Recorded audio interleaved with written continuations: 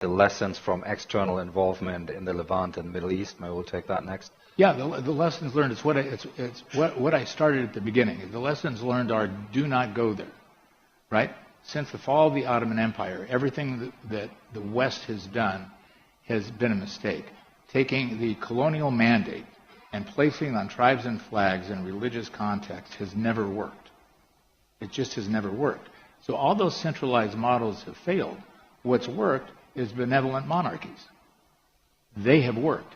So look around our region, look around our zip code, and those have worked. Why? Alignment of religious interests, alignment of political interests, a benevolent and understanding government that doesn't need to be corrupt because it's allocating resources. Many of these are the fossil fuel beneficiaries. So this president has gone to lessons learned and said since 1919, since the Paris Treaty and the San Remo Treaty and the Oslo Treaty, every treaty that has imposed these Western standards has not worked. So what we're trying to do is just usher the availability to the region and say, let's try something new. You have all the power. You have all the money, energy, AI. Look at what's happening with chips. Saudi Arabia, Abu Dhabi, Bahrain, trading the idea of prosperity from just pumping oil to prosperity by creating portfolios of the next regime. But I thought I might ask one or two before we open up. And Syria, in addition to that, is marching towards Israel. We're on our 5th set of discussions with Israel. Border and boundary discussions, de-escalation.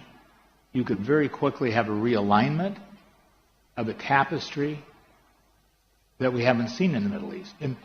Are you heeding partners' calls for a two-state solution? If not, what are the alternatives in your plan here? Yeah. So, look, it's a complicated question. I think everybody's right. Everybody's running and saying, just stop this. Stop the senseless killing. However we get there, just stop the senseless killing. So I look at a tremendous victory just getting the hostages back.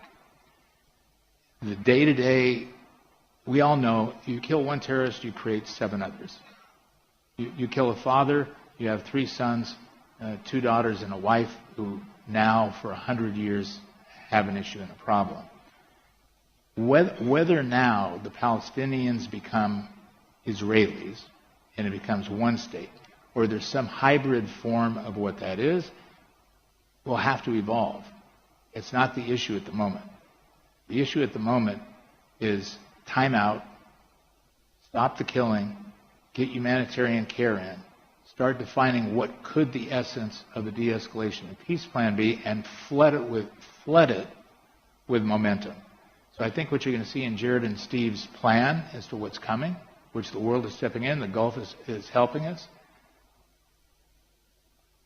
is you could have a resurgence in which that definition of, is it Palestinian Authority, is it Hamas, is it Hezbollah, is it some other definition of Palestinians living in an Israeli environment, could evaporate as you start marrying interests.